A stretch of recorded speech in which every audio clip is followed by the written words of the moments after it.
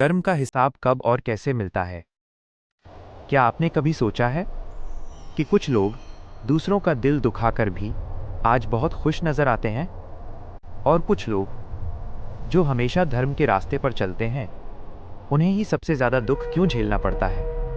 क्या सच में कर्म जैसी कोई चीज होती है, या ये सिर्फ एक मन को समझाने वाली कहानी है? आज भगवान श्री कृष्ण की दिव्य वाणी से हम इस गहरे रहस्य को समझेंगे। हिसाब होगा हर एक आंसू का और हर एक मुस्कान का।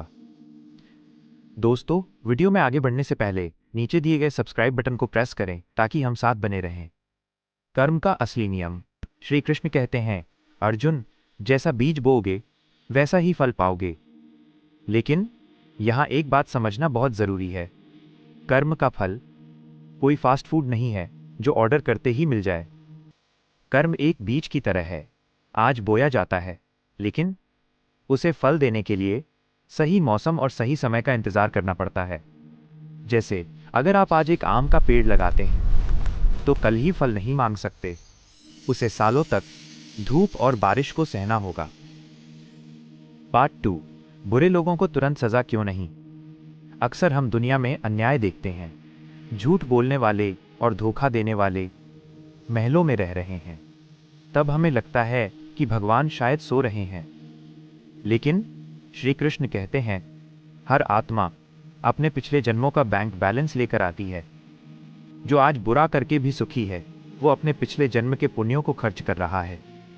लेकिन जैसे ही वो पुण्य खत्म होंगे, उसके बुरे कर्मों का पहाड़ उस पर टूट पड़ेगा।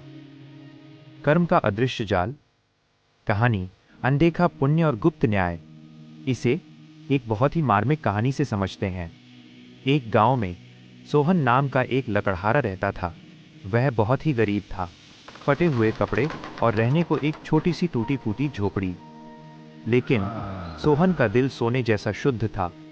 एक दिन जंगल में लकड़ी काटते समय उसकी नज़र एक झाड़ी में फंसे हुए हिरण पर पड़ी।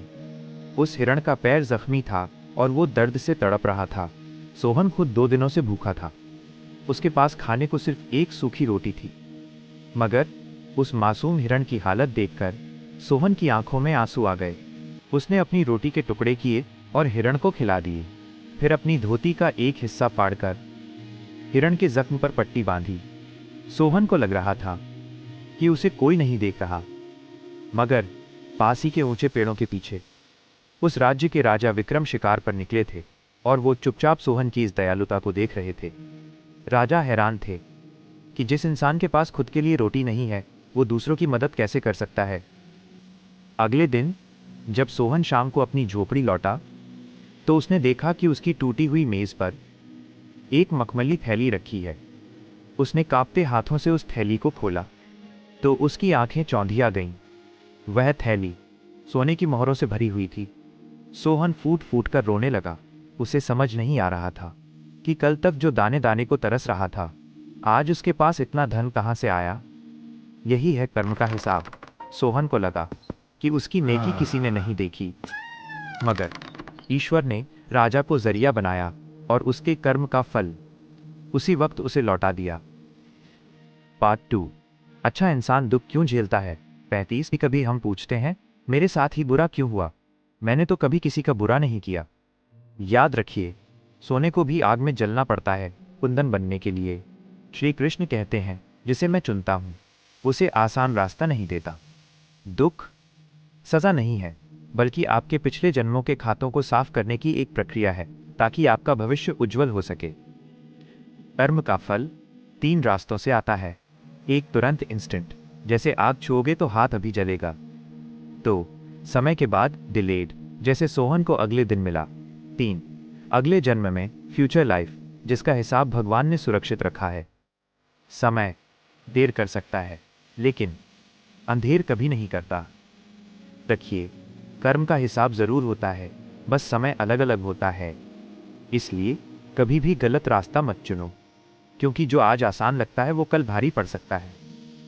मेरे दोस्तों, अगर आज की इस बात ने आपके दिल को छुआ है और आप भी श्री कृष्ण के विचारों से अपने जीवन को बदलना चाहते हैं, तो इस वीडियो को लाइक ज़रूर करें और हमारे इस छोटे से परिवार का हिस्सा बनने के लिए चैनल को सब्सक्राइब करना न भूलें।